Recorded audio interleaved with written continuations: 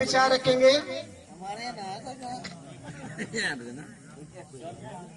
सर्वप्रथम तथागत भगवान बुद्ध जी के चरणों में नमन करते हुए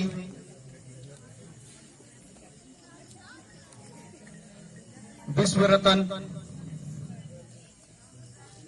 सैंपल ऑफ द नॉलेज यानी विश्व के सबसे महान ज्ञानी पुरुष और महिलाओं को धन संपत्ति रखने का अधिकार देने वाले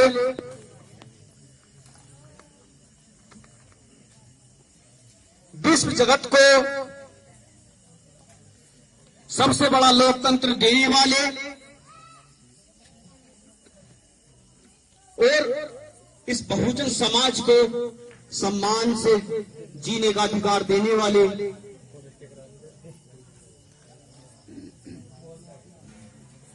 परम पूजनीय बाबा साहेब भीमराव अंबेडकर जी के चरणों में नमन करते हुए ज्ञान की देवी महिलाओं में सबसे पहली महिला अध्यापक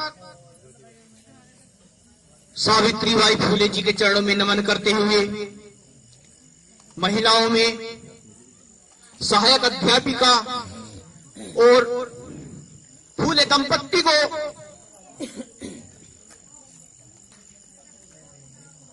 अपने घर में स्थान देने वाली माता फातिमा शेख जी के चरणों में नमन करते हुए संतों के संत जगत गुरु संत शिरोमणि रविदास जी के चरणों में नमन करते हुए अपने जूतों की ठोकर मारकर चलने वाले मनुवाद को रामास्वामी पेरियार जी के चरणों में नमन करते हुए हमारे बीच शिक्षा का बीज रोपण करने वाले राष्ट्रीय पिता ज्योतिबा फूले जी के चरणों में नमन करते हुए हमारे इस बहुजन समाज को तमाम जातियों को इकट्ठा करके और एक बुद्धि में पिर होकर चलने वाले माननीय काशीराम जी के चरणों में नमन करते हुए तमाम बहुजन समाज में जन्मे महापुरुषों के चरणों में नमन करते हुए आदरणीय आज की सभा के अध्यक्ष महोदय, यहां पर उपस्थित सभी गणमान्य व्यक्ति, माताएं बहनें और मेरे नौजवान साथियों, आप सबको मेरा प्यार भरा क्रांतिकारी जय भीम। बात अपने उस महापुरुष की जिसने समाज को बहुजन समाज नाम दिया और एक बुद्धि में पिरोकर चले याद आई। SC ST OBC और मुस्लिम वर्ग को इकट्ठा करके जो समाज बना माननीय काशीराम जी ने उसको एक नाम दिया बहुजन समाज। साथियों, बहुजन समाज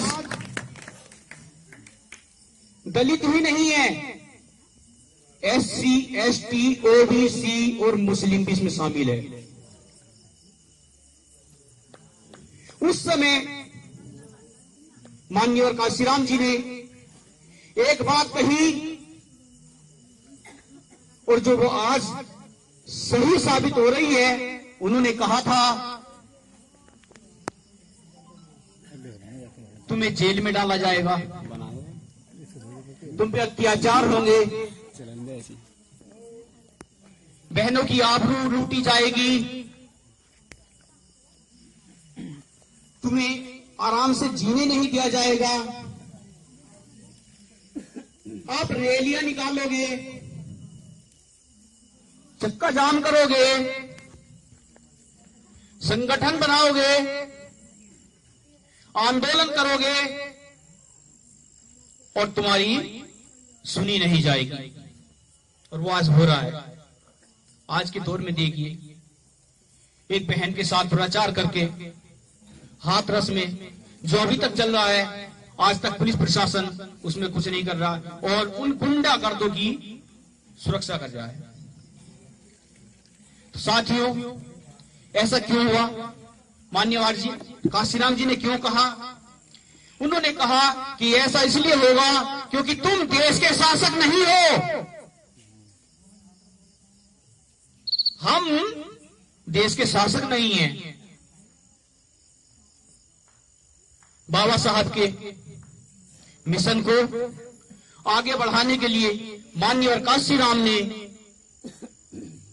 अपनी नौकरी त्याग दी।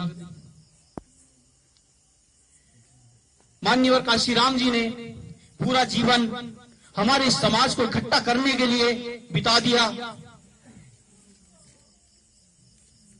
और तमाम जातियों को इकट्ठा करके एक नाम दिया बहुजन समाज। उसी कार्य को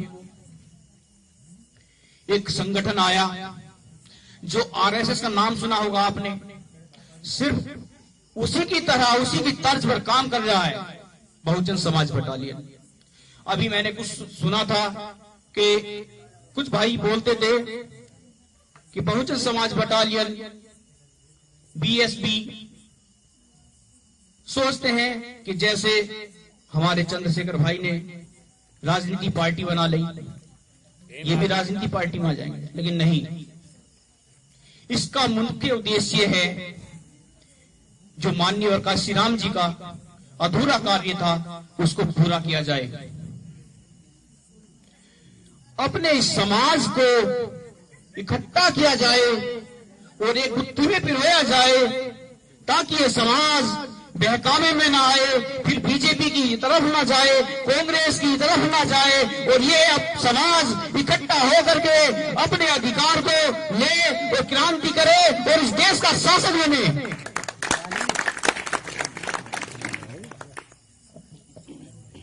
बहुजन समाज बटालियन बहुजन समाज को जोड़ने का काम कर रहा है, ना कि तोड़ने का। ये भाई ने बताया था बहुजन समाज बटालियन गैर राजनीतिक संगठन, सामाजिक संगठन है। और ये कब होगा? लास्ट है। ये कब होगा? आप शासक कब बनेंगे? जब अपने दिमाग से आप मानसिक गुलामी को त्याग देंगे। साथियों, मुझे लग रहा है आप बोर हो रहे हैं, मैं ज्यादा समय नहीं लूंगा, लेकिन पॉइंट की बात बताऊंगा। जब आप अपने दिमाग से मानसिक गुलामी निकाल देंगे तो आप अपने आप में एकजुट हो जाएंगे। और वो मानसिक गुलामी है, वो मानसिक गुलामी है, मैं लंबी ना बता करके शॉर्ट बताता हूं, 33 करोड़ देवी देवताओं की पूजा करना। बेटा मेरे घर में जन्म लेता है और मैं जाता हूं पंडित के पास पूछने के लिए। उसके पास जाता हूं, पंडित जी जरा मेरे घर में मेरा बेटा बेटी का जन्म हुआ है, उसका नाम बताइए। साथियों, सारी कहानी वो पंडित आपसे पूछ लेता है, किस टाइम हुआ था, कौन सा दिन था, तब वो आपके बेटे बेटी का नाम बताता है। अब उस घड़ी को भी बताता है कि ये समय सही नहीं है या है, लेकिन साथियों मैं आपसे बता देना चाहता हूं, जब घर में बेटा आपके ले रहा है जन्म या बेटी मेरे जन्म ले रहा है, तो उससे ज्यादा किसी को पता नहीं होगा। या तो उस समय का पता कि कौन सा समय था जिसने इसको जन्म दिया उसको होगा, या जो जन्म दिलाने वाली डॉक्टर या दाई उसको होगा।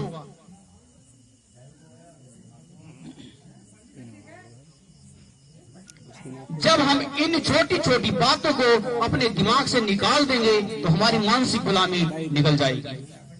और जब हमारी मानसिक गुलामी निकल जाएगी तो हम स्वयं बाबा साहब के एक अम्बेडकरवादी बन जाएंगे। और जब हम अम्बेडकरवादी बन जाएंगे तो बाबा साहब ने जो हमें अधिकार दिया है उस अधिकार को प्रयोग करेंगे और हमारी एक शासन और सत्ता सिर्फ बहुजन समाज का होगा। यहां उत्तर प्रदेश में ही नहीं, पूरे भारत में होगा।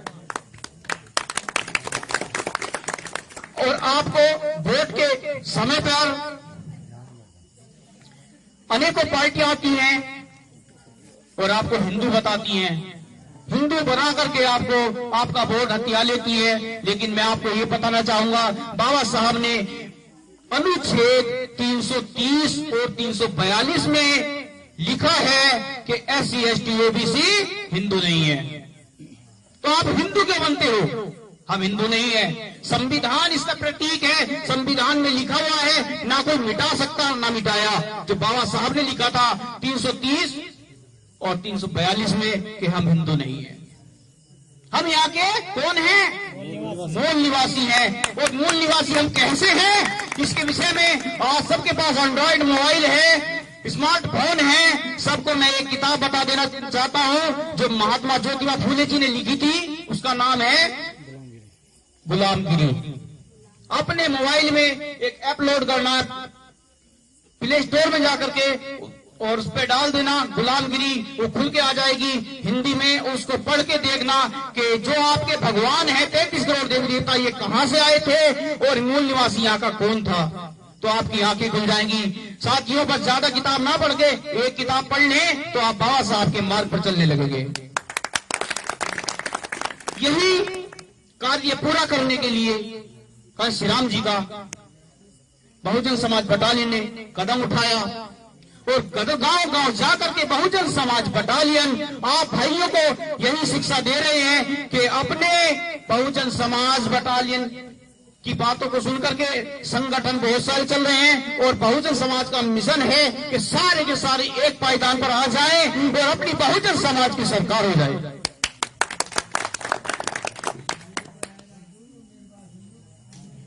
साथियों, अंत में मैं यही कहना चाहूंगा, आप अपने मन से मानसिक गुलामी को निकालें। जो भी करना है अपने मन से करें। पत्थरों में कुछ नहीं रखा।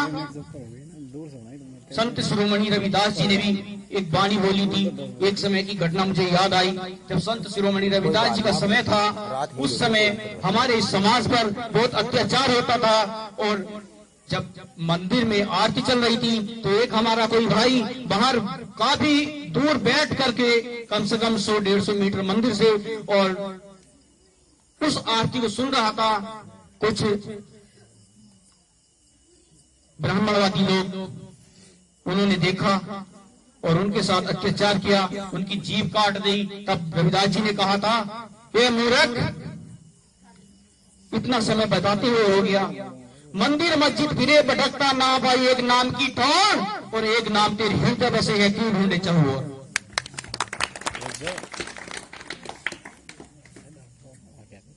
इसका अर्थ है ना तो मंदिर में, ना पत्थरों में, ना किसी देवी देवताओं में कुछ नहीं रखा।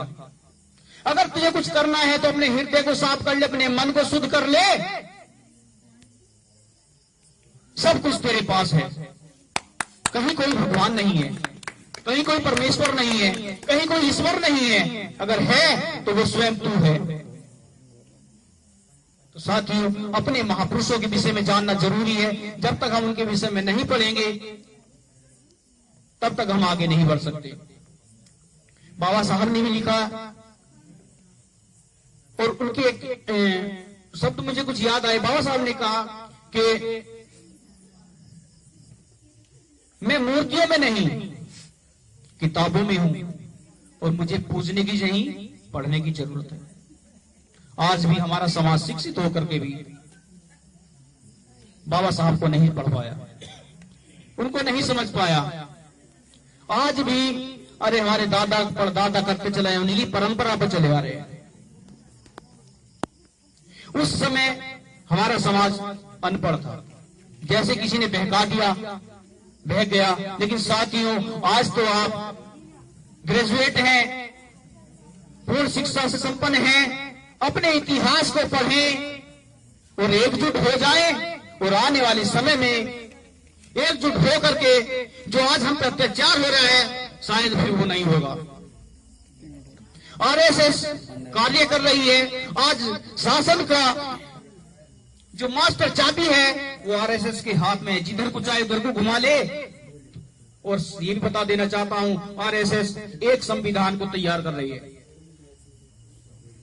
जो मनुस्मृति पर आधारित है, जिसमें चारों वर्ण फिर से लागू किए जाएंगे। और चौथा वर्ण आपका, आपके साथ क्या होता था आप स्वयं जान चुके हैं, बताने की जरूरत नहीं है। अगर ऐसा हो गया तो अभी तो आप आंदोलन भी कर रहे हैं, फिर ऐसा भी नहीं कर पाएंगे।